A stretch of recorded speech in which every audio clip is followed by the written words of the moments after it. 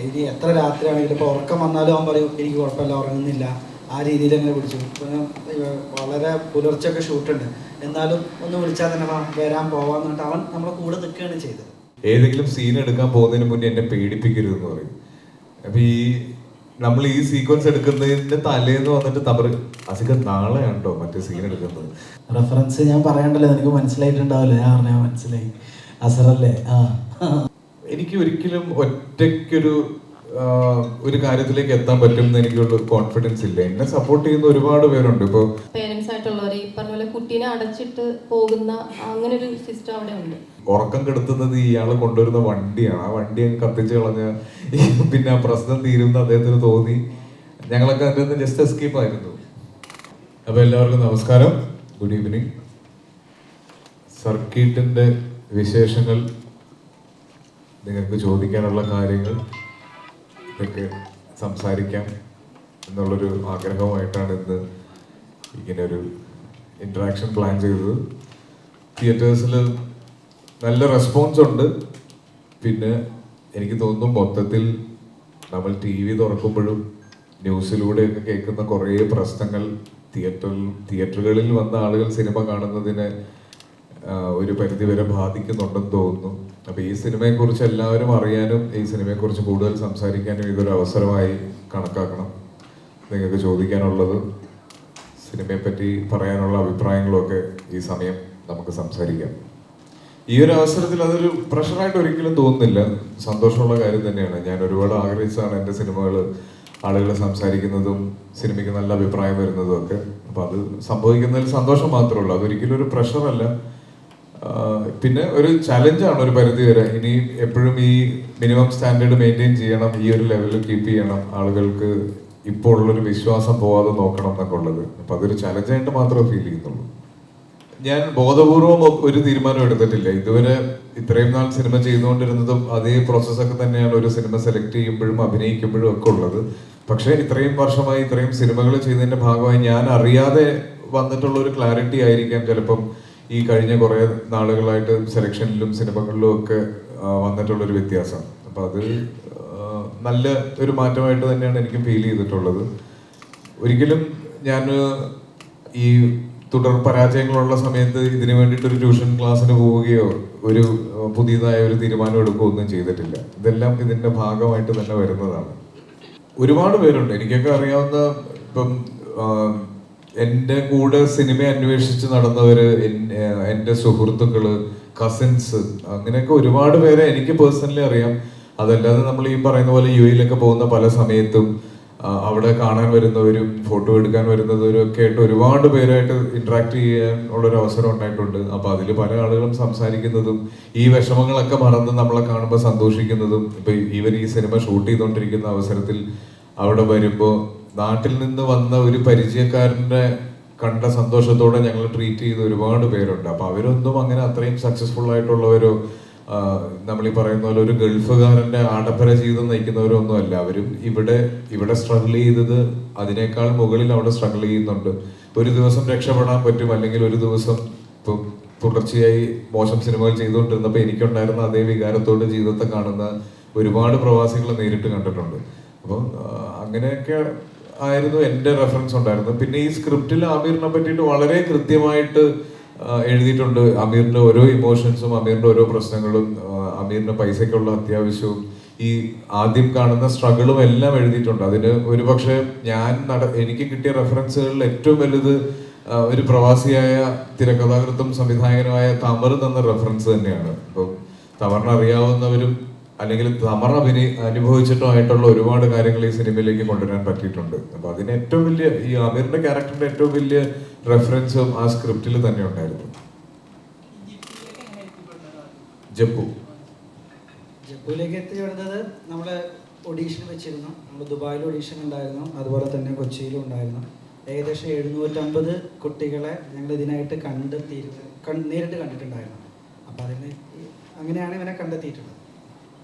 അത് ബേസിക്കലി ഇവർ ആസിക്കാണെങ്കിൽ തന്നെ ആസിക്കൊക്കെ അറിയാം ഇതൊരു ചെറിയ കുട്ടിയാണ്. അപ്പോൾ സിനിമയുടേതായ ടെക്നിക്കാലിറ്റി ഉണ്ട്, ലൈറ്റ്, ക്യാമറ, സമയങ്ങൾ. നമ്മൾ പ്രത്യേകിച്ച് സിങ് സൗണ്ടിലാണ് ഈ സിനിമ ഷൂട്ട് ചെയ്തത്. പക്ഷെ ആ ഏരിയയിലൊക്കെ നമ്മൾ ആ ടെക്നിക്കാലിറ്റീനെയൊക്കെ കുറച്ചും കൂടെ മറന്നുകൊണ്ട് അവനെ എങ്ങനെ കംഫർട്ടാക്കി നിർത്താം, അല്ലെങ്കിൽ അവന് ബുദ്ധിമുട്ടില്ല. കാരണം കുട്ടികളറിയാമല്ലോ, ചിലപ്പോൾ ഒരു വാശി പിടിച്ചിട്ട് ഇപ്പം എനിക്ക് മൂടില്ല എന്ന് പറഞ്ഞാൽ മാറിപ്പോയാൽ തന്നെ മൊത്തം ഷൂട്ടും. അപ്പോൾ ഞങ്ങളെല്ലാവരുടെയും പ്രൈം ഫോക്കസും മെയിൻ കോൺസെൻട്രേഷനും അവനിൽ തന്നെയായിരുന്നു. അവനൊരു മുഷിപ്പ് തോന്നരുത്. പക്ഷെ അത് അങ്ങനെ ഞങ്ങളത് പ്ലാൻ ചെയ്തിട്ട് 1 ദിവസം 2 ദിവസം അതിൻ്റെ ആവശ്യം വന്നല്ലോ. ഷൂട്ട് തുടങ്ങിയപ്പോൾ അതിനേക്കാൾ കൂടുതൽ വളരെ ജെല്ലായിട്ട് നമ്മളോട് കൂടെ നിന്നതും, ഇനി എത്ര രാത്രിയാണെങ്കിലും ഇപ്പോൾ ഉറക്കം വന്നാലും അവൻ പറയും എനിക്ക് കുഴപ്പമില്ല, ഉറങ്ങുന്നില്ല, ആ രീതിയിൽ അങ്ങനെ പിടിച്ചു. വളരെ പുലർച്ചെയൊക്കെ ഷൂട്ടുണ്ട്, എന്നാലും ഒന്ന് വിളിച്ചാൽ തന്നെ വരാൻ പോവാന്ന് പറഞ്ഞിട്ട് അവൻ നമ്മളെ കൂടെ നിൽക്കുകയാണ് ചെയ്തത്.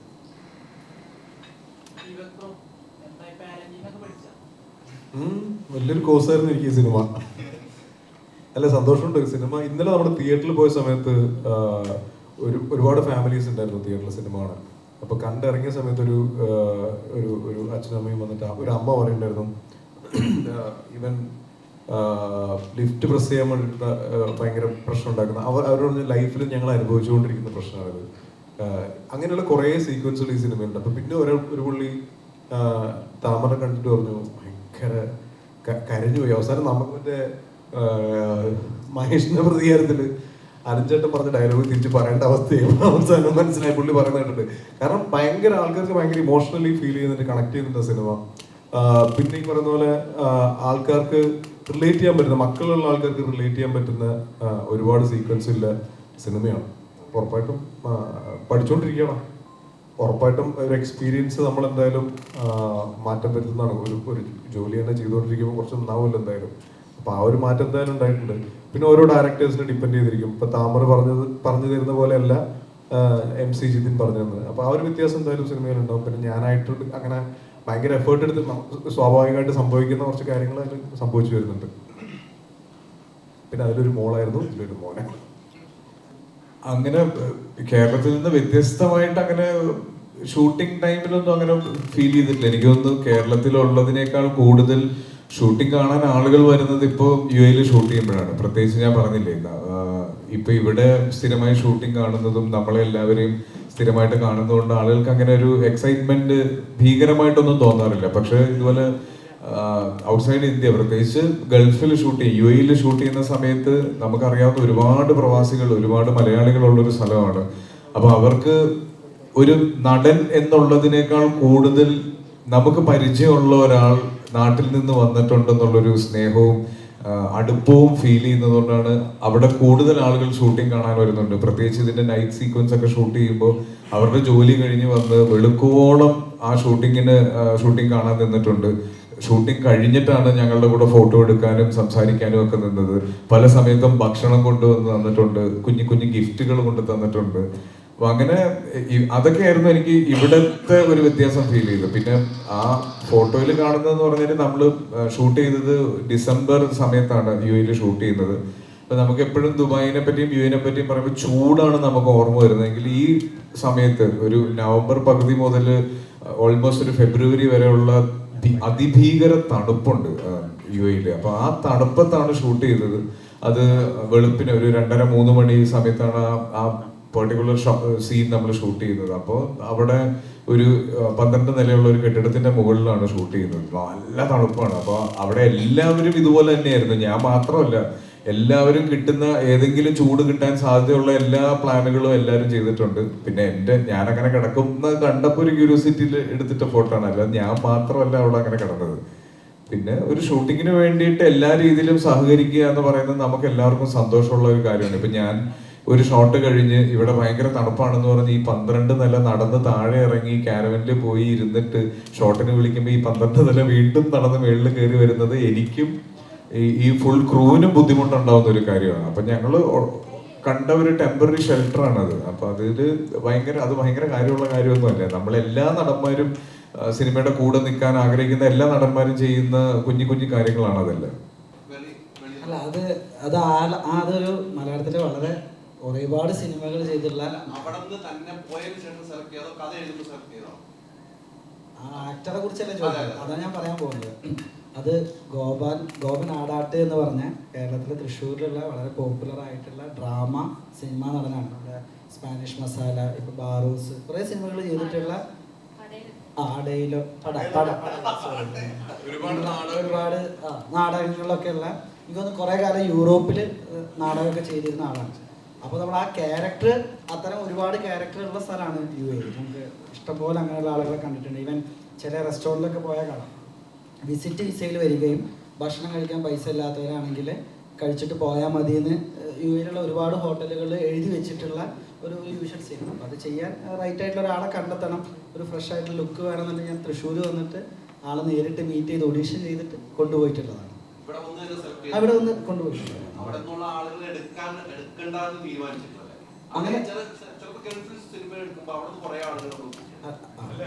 ഇതില് ഒരുപാട് പേരുണ്ട് കേട്ടോ. ഈ പറയുന്ന പോലെ സിനിമയില് നാടകത്തിലൊക്കെ അഭിനയിക്കണമെന്നോ ഒരു നടനാവണമെന്നോ ആഗ്രഹിച്ച് നാട്ടിൽ സ്ട്രഗിൾ ചെയ്ത് ജീവിക്കാൻ കഴിവില്ലാതെ ദുബായിൽ ജോലിക്ക് പോയ ആളുകളിലുണ്ട്. അപ്പൊ അതിൽ നിന്ന് നമുക്ക് പറ്റുന്ന, ഐ മീൻ തമറിനെ പേഴ്സണലി അറിയാവുന്ന ഒരുപാട് പേര് തമർ ഈ സിനിമയിലേക്ക് ഭാഗമാക്കിയിട്ടുണ്ട്. പിന്നെ എപ്പോഴും നമ്മുടെ പ്രൈം ഫോക്കസ് ഈ വ്യക്തി ഈ ക്യാരക്ടറിന് മാച്ച് ആവുന്നുള്ളൂ. ദുബായിൽ ഒരാളുണ്ട് എന്ന് അയാളെ ഉപയോഗിക്കാം, അങ്ങനെ ഒരു പരിപാടിയില്ല. കാരണം ഇതുപോലെ ഗോപേട്ടന് ഒരു 2 ദിവസത്തേക്കാണ്. അപ്പോൾ ഇവിടുന്ന് കൊണ്ടുപോകുന്നതും തിരിച്ചു പിന്നെ അദ്ദേഹത്തിന് നല്ല പ്രായമുണ്ട്. അപ്പോൾ ആൾക്കാരിൻ്റെ കൺസേൺ ഒക്കെ ഉണ്ടായിരുന്നു. പക്ഷെ അത് അങ്ങനെ ഒരാൾ ചെയ്താലാണ് അത് നന്നാവുക എന്നുള്ളൊരു ചിന്തയും അപ്പോൾ അത് പുള്ളിയോട് പറയുകയും ചെയ്തപ്പോൾ പുള്ളി അതിന് വില്ലിങ്ങാണ്. പിന്നെ നേരത്തെ ചോദിച്ച പോലെ ആ കുട്ടിയെ എങ്ങനെ കണ്ടെത്തിയെന്ന് വെച്ചു. അപ്പോൾ എനിക്കറിയാം, ഇപ്പോൾ നാട്ടിലൊക്കെ ഒഡീഷൻ എന്ന് പറയുന്നത് എപ്പോഴും ഒരു മാർക്കറ്റിംഗ് പരിപാടിയാണ്, അല്ലെങ്കിൽ അതൊരു പ്രഹസനമാണ് എന്നൊക്കെ പറഞ്ഞിട്ട് അതിനെതിരെ ഒരുപാട് സംസാരിക്കണം. പക്ഷേ എൻ്റെ 1001 ഗുണങ്ങളാണെങ്കിലും ഇതുപോലെ കുറേ പേര് ഒഡീഷൻ ചെയ്തിട്ടാണ് അതിലെ 12 പേരെയും പുതിയതെടുത്തത്. അപ്പോൾ ഇതിലെ ജപ്പുവിനെ കിട്ടുക എന്നുള്ളതും നമ്മളുടെ ആവശ്യമാണ്. അപ്പോൾ ഒഡീഷനുകൾ അത്ര മോശമായിട്ടുള്ള കാര്യമല്ല, അത് ജെന്യുവിനായിട്ട് അത് സിനിമയ്ക്ക് വേണ്ടി ഒരാളെ റൈറ്റ് ആളെ കിട്ടാൻ വേണ്ടിയിട്ട് എടുക്കുന്ന എഫേർട്ടും കൂടെ.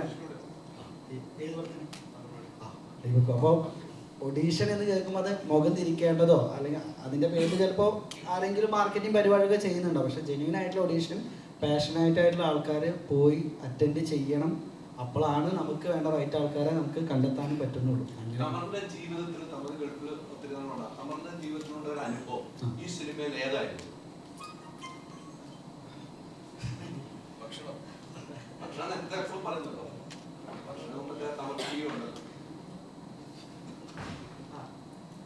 അത് ഞാൻ ഗൾഫിൽ കുറേ കാലമായിട്ട് ചെയ്യുന്നു. പിന്നെ ഒരു പർട്ടിക്കുലർ പീരീഡിൽ ഞാൻ അവിടെ പോയിട്ട് ഈ ഡെലിവറി ജോലി ചെയ്തിട്ടുണ്ട്.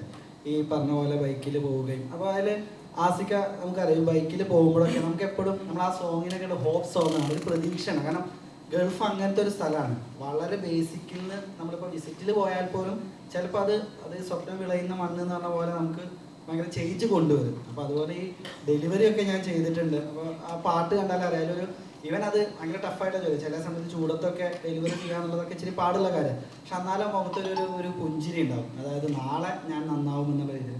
അപ്പോൾ ആ ഡെലിവറി പരിപാടിയാണ് ഞാൻ എൻ്റെ ലൈഫിൽ. പിന്നെ ബാക്കിയുള്ള കുറേ ഇൻസിഡൻസ് കേട്ടതും അല്ലെങ്കിൽ അറിഞ്ഞതുമായിട്ടുള്ള അവിടെയുള്ള ജീവിതങ്ങളൊക്കെ തന്നെയാണ്. അതിൽ എല്ലാം ഡയറക്റ്റ് എക്സ്പീരിയൻസ് അല്ല എന്ന് മാത്രം.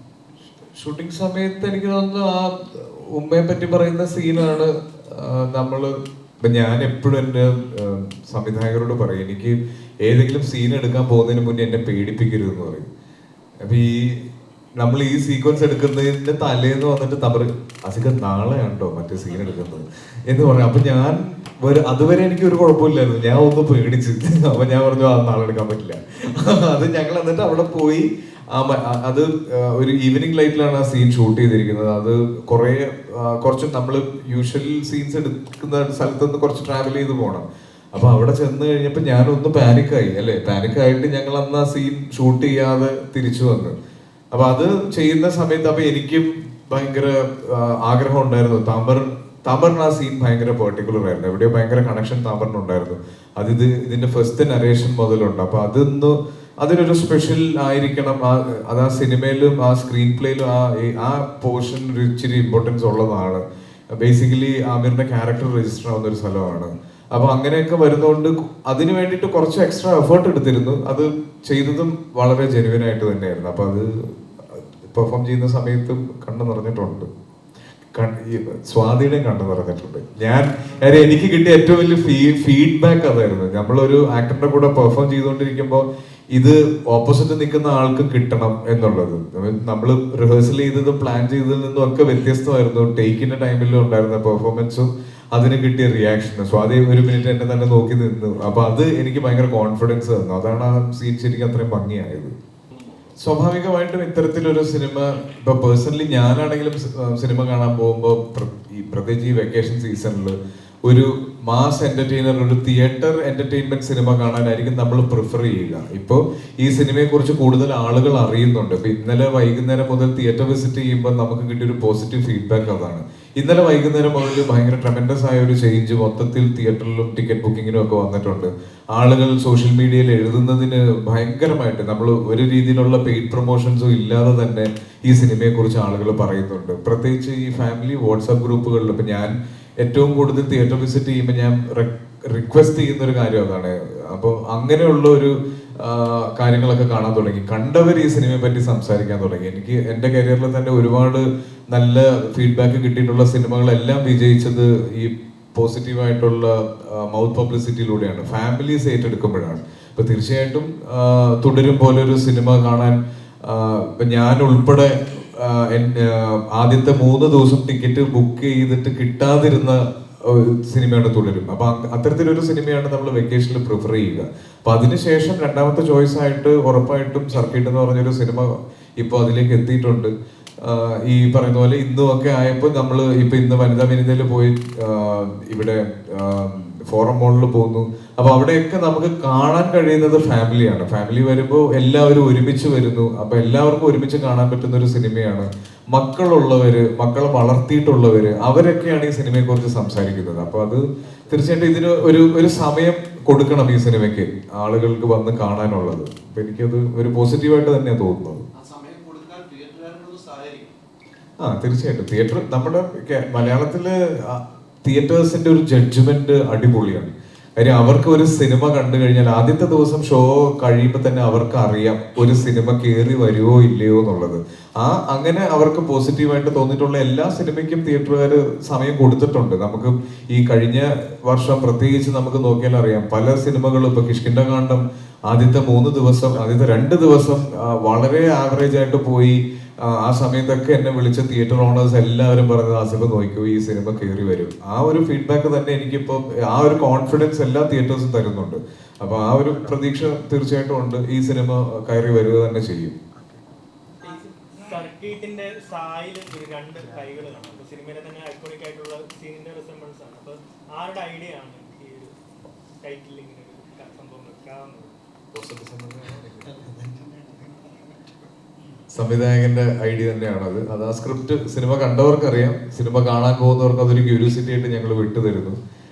അത് എന്തുകൊണ്ടാണ് ആ 2 കൈകൾ കൂട്ടി ഇരിക്കുന്നത് പോസ്റ്റർ ഡിസൈൻ എന്നുള്ളത് തിയേറ്ററിൽ പോയിട്ട് തന്നെ അറിയുക.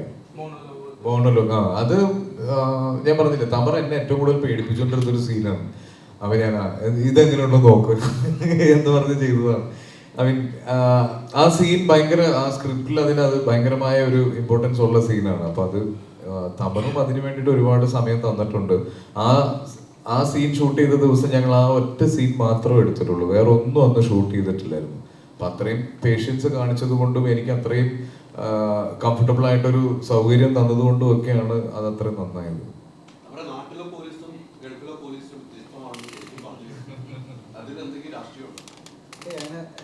ഒന്നാമത് ഞാൻ കുറെ കാലം അവിടെ ജീവിക്കുന്നതുകൊണ്ട് ഞാൻ കണ്ട പോലീസുകാരെ കാര്യമാണ്. പക്ഷെ നാട്ടിലും അതേപോലെയൊക്കെ തന്നെയാണല്ലോ. ഇതേപോലെ വളരെ മോശം എന്തെങ്കിലും ചെയ്താൽ തിരിച്ച് അവിടെയും അതുപോലൊക്കെ തന്നെ കിട്ടും. എനിക്ക് നേരിട്ട് കിട്ടിയിട്ടില്ല. ഈ ഒരു തുടക്കത്തിൽ തന്നെ കാണിക്കുന്ന ബ്ലോഗേഴ്സിന്റെ ഒരു സംഭവമാണ്. ആരാണ് അത് ഒരുപാട് പേർക്ക് കണക്ട് ആയി. ആ ബ്ലോഗർ ആ ഷൂട്ട് ചെയ്യുന്ന രീതി. അതെ അത് എന്നോട് തമർക്ക് കഥ പറയുമ്പോൾ തന്നെ, ക്യാരക്ടർ പറയുമ്പോൾ തന്നെ പറഞ്ഞു, റെഫറൻസ് ഞാൻ പറയണ്ടല്ലോ, എനിക്ക് മനസ്സിലായിട്ടുണ്ടാവില്ല. ഞാൻ പറഞ്ഞാൽ മനസ്സിലായി, അസറല്ലേ എന്ന് പറഞ്ഞാൽ അങ്ങനെ ചെയ്തത്. ഇപ്പോൾ ഇന്നലെ അസർ ഷെയർ ചെയ്യുകയും ചെയ്തു. ഭയങ്കര സന്തോഷമായി. നമ്മൾ എപ്പോഴും അത് കാണുമ്പോൾ എനിക്ക് ഭയങ്കര ഇഷ്ടമുള്ളൊരു വ്ളോഗറാണ്. അപ്പോൾ പുള്ളി ഈ വൺതരം ഈ സാധനം ഭയങ്കര രസമാണല്ലോ. അപ്പം അത് അങ്ങനെ താമര പറയുമ്പോൾ തന്നെ എന്നോട് പറഞ്ഞിരുന്നു ഇതാണ് എന്നുള്ളത്. ഏറ്റവും നല്ല സിനിമകൾ വരുന്നത് ഇപ്പൊ മലയാളത്തിൽ നല്ലേ. അപ്പൊ ഇവിടെ തന്നെയല്ലേ നിൽക്കേണ്ടത്. നമ്മൾ മികച്ച സിനിമകൾ തേടിയാണ് ഓരോരുത്തരും ഓരോ ഭാഷകളിലേക്ക് പോകുന്നത്, മികച്ച ക്യാരക്ടേഴ്സ് ചെയ്യാനുമാണ്. എന്നെ സംബന്ധിച്ചിടത്തോളം ഏറ്റവും നല്ല സിനിമകളും ഏറ്റവും നല്ല ക്യാരക്ടേഴ്സും എനിക്ക് വരുന്നത് മലയാളത്തിൽ നിന്നാണ്. പിന്നെ എനിക്ക് ഏറ്റവും കംഫർട്ടബിൾ ആയിട്ട് ഹാൻഡിൽ ചെയ്യാൻ പറ്റുന്ന ഒരു ഭാഷയുടെ ഒരു സുഖം അഭിനയിക്കുമ്പോഴും പഠിക്കുമ്പോഴും ഒക്കെ മലയാളം തന്നെയല്ലേ. അപ്പൊ അതുകൊണ്ടാണ്. പിന്നെ ഒരു അത്രയും ഗംഭീരമായ ഓഫറൊന്നും എനിക്ക് വേറൊരു ഭാഷയിൽ നിന്നും വന്നിട്ടില്ല. ഇനി വരുമ്പോൾ ചിലപ്പോൾ ഇതൊക്കെ മാറ്റി പറയും. ഞാൻ സിനിമയായിട്ട് കൺസിഡർ ചെയ്തിട്ടുള്ളൂ. എനിക്കിങ്ങനെ ആർട്ടിസ്റ്റിക് കൊമേഴ്ഷ്യൽ എന്നൊന്നുമില്ല. എനിക്ക് കേൾക്കുമ്പോൾ, നരേഷൻ കേൾക്കുമ്പോൾ ഭയങ്കര ഇൻട്രസ്റ്റിംഗ് ആയിട്ട് തോന്നുന്ന സിനിമകളാണ് ഞാൻ കമ്മിറ്റ് ചെയ്യുന്നത്. അത് ഏത് കാറ്റഗറിയിലാണെന്നോ ജോണറാണെന്നോ ഞാൻ നോക്കാറില്ല. പിന്നെ ചില ക്യാരക്ടേഴ്സ് ചെയ്യണം എന്നുണ്ട്. അതുകൊണ്ടാണ് ഞാൻ ഈ അടുത്ത് പറയാൻ തുടങ്ങിയത് എനിക്ക് കുറച്ച് മാസമായിട്ടുള്ള തിയേറ്റർ എന്റർടൈൻമെന്റ് കിട്ടുന്ന രീതിയിലുള്ള ചില സൂപ്പർ ഒരു ലാർജർ ദാൻ ലൈഫ് ക്യാരക്ടേഴ്സ് ചെയ്യണം എന്ന് പറയുന്നത്. അല്ലാതെ സിനിമയ്ക്ക് ഞാൻ ഒരിക്കലും അങ്ങനെ ഒരു ക്ലാസിഫിക്കേഷൻ വെച്ച് സെലക്ട് ചെയ്യാറില്ല. എന്നെ സംബന്ധിച്ചിടത്തോളം സിനിമയാണ്, അത് ഏത് രീതിയിലാണെങ്കിലും സിനിമയാണ്.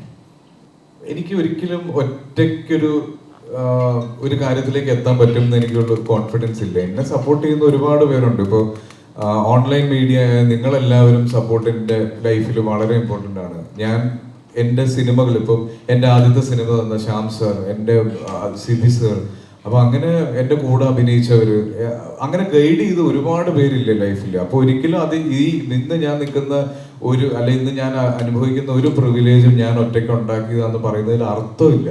അത് മാത്രമാണ്, അല്ലാതെ ഞാൻ വേറെ ഒരു രീതിയിൽ അത് വളച്ചൊടിച്ചതല്ല.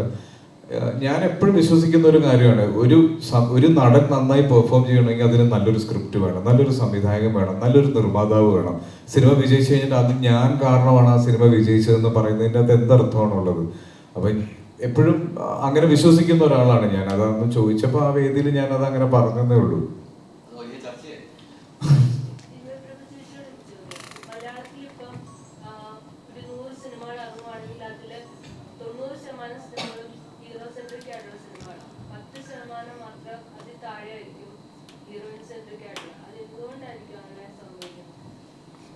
റൈറ്റേഴ്സിനോടായിരിക്കും ചോദിക്കേണ്ടത്. മലയാളത്തിലെ പ്രേക്ഷകർ അല്ലെങ്കിൽ ഇന്ത്യയിലെ പ്രേക്ഷകർ പൊതുവെ ഫീമെയിൽസിനെ ഹീറോസ് ആയിട്ട് അല്ലെങ്കിൽ അവർ സെൻട്രിക് ആയിട്ട് വരുന്ന സിനിമകൾ കാണാൻ ഇഷ്ടപ്പെടുന്നില്ല. അല്ല, അങ്ങനെയുള്ള കഥാപാത്രങ്ങളും തിരക്കഥകളും ഉണ്ടാകുമ്പം ഇവിടെ ആണെങ്കിലും ഒരുപാട് ഇപ്പൊ ജയ ജയ ഹേ എന്നൊക്കെ ഉള്ള ചുരുക്കമല്ലേ ഉള്ളൂ, ഒരിക്കലും കമ്പയർ ചെയ്യാൻ മാത്രം.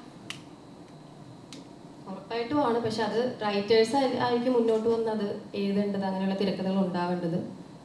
അത്രേ ഉള്ളൂ. അതിങ്ങനെ മാറി മാറി വരും. പ്രതീക്ഷ ഉണ്ട്, എല്ലാ കാര്യത്തിലും ഉണ്ട്. ഭയങ്കര ഹോപ്പ്ഫുൾ ആണ്.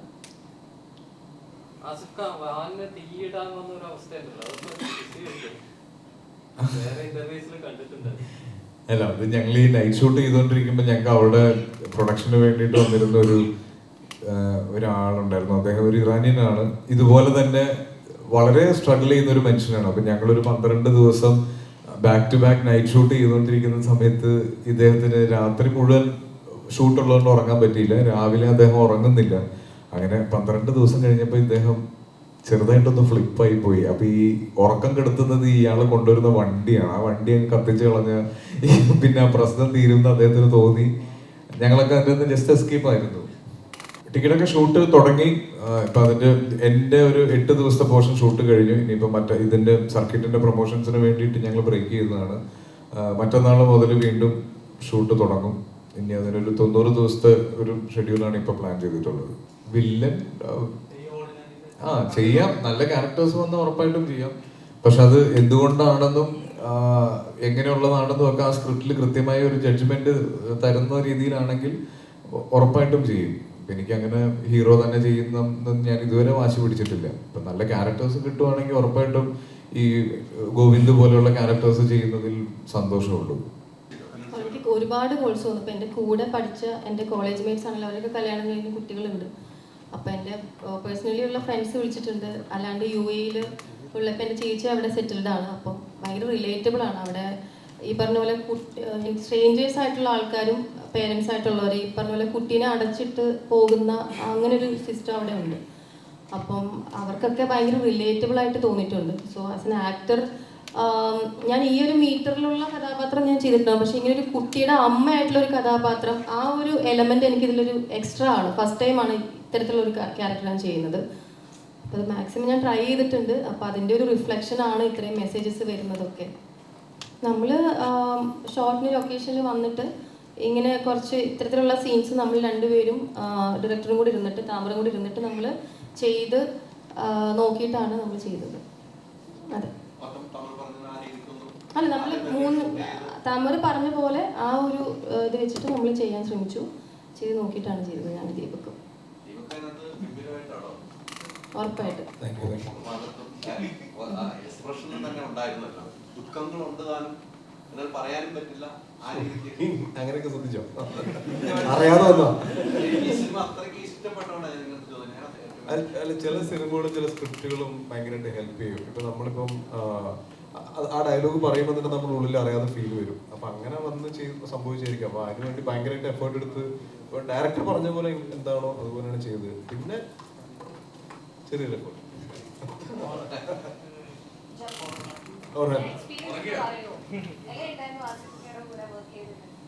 ആസിക്കാടെ കൂടെ മാത്രമല്ല എല്ലാവരുടെ കൂടെ ഉള്ള എക്സ്പീരിയൻസ്. അമ്മയും പാവാ, പക്ഷെ ഇതിൻ്റെ അകത്ത് എന്നാലും ഒരു ദേഷ്യമുള്ളത് അല്ല. മറ്റേതിൻ്റെ അകത്ത് കുഞ്ഞു കുഞ്ഞു റോളൊക്കെ ഉള്ളൂ, പക്ഷെ ഇതിൻ്റെ അകത്ത് ഏറ്റവും കൂടുതൽ റോളുള്ളത്. അല്ല, അഭിനയിച്ചപ്പോ എന്റെ അടുത്ത് ദേഷ്യമുള്ളത് ദൈവക്കേണ്.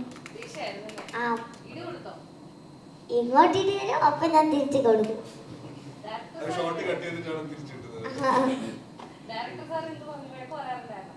ഇല്ല, തെറ്റിയാലൊന്നും പറയൂല, ഒന്നുകൂടി ചെയ്തോളാൻ പറയും, കുഴപ്പമില്ലെന്നൊക്കെ പറയും.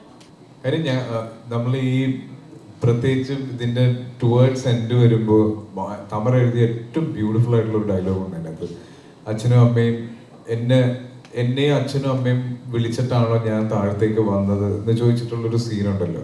ആ സീനായിരുന്നു ശരിക്കും നമുക്ക് എല്ലാവർക്കും ആ സിനിമയുടെ അവസാനം കണ്ണു നിറഞ്ഞിറങ്ങാനുള്ളൊരു കാരണം. അതിന്റെ ഹാങ് ഓവർ ശരിക്കും നമുക്ക് വീട്ടിലെത്തിയപ്പോഴും ഉണ്ടായിരുന്നു. നമ്മുടെ കുട്ടികളെ പറ്റിയിട്ടും ദേഷ്യം വരുമ്പോൾ നമ്മൾ കുട്ടികളോട് ഷൗട്ട് ചെയ്യാറുണ്ട്, വേണമെങ്കിൽ ഒരു ചെറിയ തട്ടൊക്കെ കൊടുക്കാറുണ്ട്. പക്ഷെ അത് ആ കുട്ടികൾ എങ്ങനെ എടുക്കുന്നു എന്നുള്ളതും നമ്മൾ എന്താണ് ഉദ്ദേശിച്ചത് എന്നുള്ളതും ഒക്കെ ഈ ഒരു ഡയലോഗിന്റെ പുറകിലുണ്ട്. നമ്മൾ ശരിക്കും ആഗ്രഹിച്ചിട്ടാണ് ഇവർ ഭൂമിയിലേക്ക് വന്നതെന്നും ഇവർ നമുക്ക് കിട്ടിയ ഒരു ഗിഫ്റ്റ് ആണെന്നും ഒക്കെ ഉള്ളത്. അപ്പൊ അതൊക്കെ ആയിരുന്നു ശരിക്കും സിനിമ കഴിഞ്ഞ് പോയപ്പോൾ ഞങ്ങൾക്ക് എല്ലാവർക്കും മനസ്സിലുണ്ടായിരുന്നത്. പിന്നെ ഇതിലെ പല സീക്വൻസ് ഇപ്പം എനിക്കറിയാവുന്ന പല വീടുകളിലും കുട്ടികളുടെ പ്ലേലിസ്റ്റിലേക്ക് ജപ്പു സോങ് കയറി, ജപ്പുവിന്റെ കുസൃതികൾ കയറി, മാവിന്റെ മറ്റേ ഇഡ്ലി മാവ് പൊട്ടിച്ച് അടുക്കളയിൽ ഒഴിക്കുന്ന ഒരുപാട് കുട്ടികളുടെ ഫോട്ടോ അയച്ചു തരാൻ തുടങ്ങിയിട്ടുണ്ട്. അപ്പൊ ഈ സിനിമ കണ്ടു കഴിഞ്ഞിട്ട് പ്രത്യേകിച്ച് ജപ്പുവിന്റെ കുസൃതിയും ജപ്പുവിന്റെ വീട്ടിലെ അവസ്ഥയും ജപ്പുവിന്റെ വീട്ടുകാര് ട്രീറ്റ് ചെയ്യുന്ന രീതിയും ഒക്കെ എല്ലാ വീടുകളിലും സംസാരമായി തുടങ്ങിയിട്ടുണ്ട്. അത് ഒർഹാന്റെ പാരൻസ് ആണ്. ഇല്ല, അവരോട് ഇതാണ് കഥ എന്നുള്ള കാര്യം മാത്രമാണ് പറഞ്ഞിട്ടുണ്ടായിരുന്നത്. പക്ഷെ ത്രൂ ഔട്ടുള്ളതാണ്. പിന്നെ അതിൻ്റെ കൂടുതൽ മറ്റ് സൈഡൊക്കെയാണ് നമ്മൾ കൂടുതൽ എക്സ്പ്ലെയിൻ ചെയ്തത്. 40 ദിവസം ഉണ്ടാവും, UAE-ലായിരിക്കും, നിങ്ങൾ ഞങ്ങളുടെ കൂടെ ഉണ്ടാവണം, രാത്രിയും പകലും ഷൂട്ടൊക്കെ ഉണ്ടാവും, അത്തരത്തിലുള്ള രീതിയിലാണ് അവരിങ്ങനെ ഒരു സിനിമയുടെ ഭാഗമാവുന്ന ഒരു സന്തോഷത്തിലായിരുന്നു. അല്ല, അത് അതിൻ്റെ ഒരു ബേസിക് എന്താണെന്നുള്ളത് പറഞ്ഞു കൊടുത്തിട്ടുണ്ട്. പക്ഷെ അത് അവരൊരു ഭയങ്കര ചലഞ്ചായിട്ടാണ് ഏറ്റെടുത്തത്. അവരത് എങ്ങനെ ചെയ്യുന്നു മാത്രമല്ല, എടുത്തു പറയേണ്ട കാര്യം, ഷൂട്ട് നടക്കുമ്പോൾ ഞാൻ മോണിറ്ററിൻ്റെ ബാക്കിലുണ്ടാവും, എൻ്റെ തൊട്ട് ബാക്കിലായിട്ട് എപ്പോഴും അവൻ്റെ ഉപ്പയോ ഉമ്മയോ ഉണ്ടാവും. എന്നിട്ട് ഞാൻ ഇടയ്ക്ക് തിരിഞ്ഞു നോക്കുമ്പോൾ കാണാം എന്നെക്കാൾ ടെൻഷനിൽ അവരിങ്ങനെ നോക്കുകയും ഇവൻ ചെയ്യുന്നത് അല്ലാണ്ട് അങ്ങനെ ഞങ്ങളെ കൂടെ തന്നെ ഉണ്ടായിരുന്നത്. ഞങ്ങളൊരു ക്രൂ മെമ്പേഴ്സ് പോലെ ഞങ്ങളെ കൂടെ നിന്നിട്ട് അവരുടെ സപ്പോർട്ടിലും കൂടെയാണ് ഇത് ചെയ്തിട്ട്. അതില്ലാതെ നമുക്കിത് ചെയ്യാനും പറ്റില്ല. അവരങ്ങനെ ഉണ്ടായിരുന്നതാണ്. അവർക്ക് ഇത് ഏകദേശം എഴുത്ത് പരിപാടികളൊക്കെ കഴിഞ്ഞു, കാസ്റ്റിംഗ് സ്റ്റാർട്ട് ചെയ്തു. ഇപ്പോൾ എൻ്റെ ആർട്ട് ടീമൊക്കെ ലൊക്കേഷനിലും മറ്റുമൊക്കെയാണ്. ഈ മാസം ലാസ്റ്റൊക്കെ ആയിട്ട് ഷൂട്ട് തുടങ്ങാനാണ് പ്ലാൻ. ഞാൻ ആഗ്രഹിച്ചൊരു നിംബോളിയാണ് പ്രസന്റ് ചെയ്യുന്നത്. ആസിക്കിപ്പം നേരത്തെ ഒരു ഇന്റർവ്യൂവിൽ പറഞ്ഞിട്ടുണ്ട്, ഇപ്പൊ ആദിത്യനും ഹൈക്കും ഏറ്റവും കൂടുതൽ പാരന്റ്സിന് ഇഷ്ടം ആസിക്കയാണെന്ന്. കുറച്ച് സമയം അവരോടൊപ്പം സ്പെൻഡ് ചെയ്തിട്ടുണ്ടെങ്കിൽ ഇപ്പൊ സിനിമയിൽ ഈ കുട്ടികൾക്കൊപ്പം അഭിനയിക്കാൻ സ്വന്തം കുട്ടികൾ എത്രത്തോളം ഹെൽപ്പ് ചെയ്യാറുണ്ട്? അത് ശരിക്കും ഞാൻ ഈ സിനിമ കമ്മിറ്റ് ചെയ്യാൻ തന്നെ കാരണം ഞാനൊരു പേരന്റ് ആയതുകൊണ്ടും എനിക്ക് കുട്ടികളും ഉള്ളതുകൊണ്ടാണ്. അല്ല, ഇപ്പൊ ഞാൻ ഹണീബി ചെയ്തുകൊണ്ടിരിക്കുന്ന ഒരു സമയത്താണ് എൻ്റെ അടുത്ത് ഈ കഥ പറഞ്ഞിരുന്നെങ്കിൽ എനിക്ക് ഇത് മനസ്സിലാവുക പോലും ഇല്ലായിരുന്നു. ഇപ്പൊ എൻ്റെ വീട്ടിലുള്ള ഒരുപാട് കാര്യങ്ങളും അല്ലെങ്കിൽ കുട്ടികളായിട്ട് ഇന്ററാക്ട് ചെയ്ത സമയത്ത് ഞാൻ മനസ്സിലാക്കിയ ഒരുപാട് കാര്യങ്ങളും ഒക്കെ കൊണ്ടാണ് ഈ സ്ക്രിപ്റ്റ് എനിക്ക് ജഡ്ജ് ചെയ്യാൻ പറ്റിയതും ഈ സിനിമ ഞാൻ കമ്മിറ്റ് ചെയ്തതും.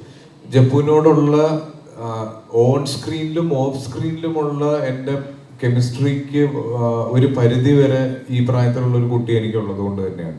ഇവരെ എങ്ങനെ ഡീൽ ചെയ്യണമെന്നും എത്രത്തോളം ക്ഷമ വേണം എന്നുള്ളതും ഇവരെങ്ങനെയാണ് ചിന്തിക്കുന്നതെന്നും ഒക്കെ മനസ്സിലാക്കാൻ ശ്രമിക്കുന്നതുകൊണ്ടാണ് ആ ഒരു കെമിസ്ട്രി ഫീൽ ചെയ്തത്. അപ്പൊ അത് ശരിക്കും ചോദിച്ച പോലെ കുട്ടികൾ അതും ഹൈയോ ആയിട്ടുള്ള എൻ്റെ ഒരു റിലേഷൻ തന്നെയാണ്. ഇപ്പൊ ജപ്പുവിന് ഏറ്റവും നമ്മൾ എടുത്തു പറയേണ്ടത് ഇവൻ ഒർഹാൻ ഈ ക്യാരക്ടറിലേക്ക് വന്നത് കൊണ്ട് മാത്രം വ്യത്യസ്തമായ കുറെ സീക്വൻസസ് ഉണ്ട്. ഇപ്പൊ പ്രത്യേകിച്ച് കുസൃതി കാണിക്കുന്ന ഏരിയയിൽ നമ്മൾ എഴുതിയിട്ടുള്ള ഒരു കുട്ടിയെ നമ്മളെ മനസ്സിൽ സങ്കല്പിച്ച് എഴുതിയിട്ടുള്ളതിൽ നിന്ന് ഒരുപാട് പുതിയ കാര്യങ്ങളിലേക്ക് കൊണ്ടുവരാൻ ഒർഹാൻ വന്നതുകൊണ്ട് പറ്റി. കാര്യം ഇവന് ഉള്ള കുറെ ടാലൻസ് ഉണ്ട്. അപ്പൊ അത് പല സമയത്തും ഇപ്പം ദിവ്യ ഭക്ഷണം കൊടുക്കുന്ന സമയത്ത് ഇവൻ ആ സോഫയിൽ കൂടെ കുത്തിമറിഞ്ഞു പോകുന്നതും ഓടി വന്ന് പുറകെ ചാടുന്നതും ആ ട്രോളിയിൽ സൂപ്പർ മാർക്കറ്റിൽ കൂടെ ഓടി വന്ന് ഇത് തട്ടിയിടുന്നതും അതൊക്കെ എനിക്ക് തോന്നുന്നു വേറൊരു കുട്ടിയാണെങ്കിൽ നമ്മൾ ചിലപ്പോൾ അത് ട്രെയിൻ ചെയ്യിപ്പിക്കേണ്ടതൊക്കെ വരും. ഇത് നമുക്ക് ഒർഹാൻ ആയതുകൊണ്ട് മാത്രം കിട്ടിയ കുറെ അഡ്വാൻറ്റേജസ് ആയിരുന്നു. അതുകൊണ്ടാണ് ആ സീൻസ് എല്ലാം ഒരു പുതുമ ഫീൽ ചെയ്തതും ആൾക്കാർക്ക് അതിനോടൊരു അട്രാക്ഷൻ തോന്നിയതും. പിന്നെ 38 ദിവസമാണ് നമ്മളിത് ചാർട്ട് ചെയ്തിരുന്നത്. 38+ എന്നുള്ള രീതിയിലായിരുന്നു ചാർട്ട് ചെയ്തത്. കാര്യം ഉറപ്പായിട്ടും ഒരു 8 വയസ്സുള്ള കുട്ടിയെ കൊണ്ട് ഒരു ത്രൂ ഔട്ട് സിനിമ ഷൂട്ട് ചെയ്യുമ്പോൾ എല്ലാ ദിവസവും ഒന്നും നമുക്ക് ഷൂട്ട് ചെയ്യാൻ പറ്റൂല എന്ന് വിചാരിച്ചിട്ടാണ് സിനിമ ഷൂട്ടിങ് ആരംഭിച്ചത്. പക്ഷെ 35 ദിവസം കൊണ്ട് ഈ സിനിമയുടെ ഷൂട്ടിംഗ് കംപ്ലീറ്റ് ആയത് ഈ മിടുക്കൻ കാരണമാണ്. ഞാൻ ആക്ച്വലി കഥ എൻ്റെ ആദ്യ സിനിമയുടെ മുൻപ് ആദ്യ സിനിമയായിട്ട് ചെയ്യാൻ പ്ലാൻ ചെയ്തിരുന്നു. ഒരു 2018 സമയത്തൊക്കെ എഴുതിയ സ്ക്രിപ്റ്റാണ്. പിന്നെ കോവിഡൊക്കെ വന്നു, 1100 സംഭവിച്ചു. അത് കഴിഞ്ഞപ്പോഴും പിന്നെ എനിക്ക് ഇതേ പ്രായത്തിലൊരു കൊച്ചൊക്കെ ജനിച്ചു, ഞാനൊരു അച്ഛനായി. അപ്പോൾ എനിക്ക് തോന്നി ഇത് പറയേണ്ട കഥ തന്നെയാണ്, ഇതിനിപ്പോഴും അത് റെലവൻസ് ഉണ്ട്. ആ സമയത്ത് തന്നെ എനിക്ക് തോന്നുന്നു ADHD മറ്റൊക്കെ നമ്മളും ചർച്ച ചെയ്യാൻ തുടങ്ങി. അപ്പോൾ അത് ഒന്നും കൂടെ എൻ്റെ ചിന്തകളെ ഊട്ടി ഉറപ്പിക്കുന്ന തരത്തിലായിരുന്നു. ആ ഒരു മോട്ടിവേഷനിലാണ് ചെയ്തത്. ഇതും കൂടെ പറയാൻ ആഗ്രഹിക്കുന്നു. ഞാൻ ഈ സിനിമ ഇറങ്ങി ആദ്യം എനിക്ക് വന്ന കോളുകളിലൊന്ന് കൊടുങ്ങല്ലൂർ ക്രാഫ്റ്റ് ഹോസ്പിറ്റലിൽ ഒരു ഡോക്ടറുണ്ട്. അദ്ദേഹം കുട്ടികളുടെ സ്പെഷ്യലിസ്റ്റ് ആണ്. അപ്പൊ അദ്ദേഹത്തിന് ഈ സിനിമ ഭയങ്കരമായിട്ട് റിലേറ്റ് ചെയ്യാൻ പറ്റി. ADHD എന്ന് പറഞ്ഞൊരു കണ്ടീഷൻ ഇപ്പോൾ അദ്ദേഹത്തിന് മുന്നിൽ വരുന്ന 60% കുട്ടികളിലും ഉണ്ട് എന്നും അത് ഏത് രീതിയിലാണ് അഡ്രസ്സ് ചെയ്യപ്പെടേണ്ടതെന്നും ആ കുട്ടികളെ എങ്ങനെ ടേക്ക് കെയർ ചെയ്യണം എന്നുള്ളതും ഒക്കെ അദ്ദേഹം കുറച്ചും കൂടെ പബ്ലിക്കിന് ഒരു അവയർനെസ് കൊടുക്കാൻ ആഗ്രഹിക്കുന്നുണ്ട്. അപ്പൊ ഈ സിനിമ അദ്ദേഹത്തിന് കണ്ടപ്പോൾ അല്ലെങ്കിൽ ആ പേരൻസ് അനുഭവിക്കുന്നതും അതുകൊണ്ട് അവർക്കുണ്ടാകുന്ന ബുദ്ധിമുട്ടുകളെ പറ്റിയൊക്കെ അദ്ദേഹം സംസാരിച്ചു. അപ്പൊ അതും ഈ സിനിമ ചെയ്തതിൽ ഞങ്ങൾക്ക് ഒരുപാട് സന്തോഷം. ഭയങ്കര പ്രൗഡായിട്ടുള്ളൊരു തീരുമാനമായിരുന്നു എന്ന് തോന്നുന്നു.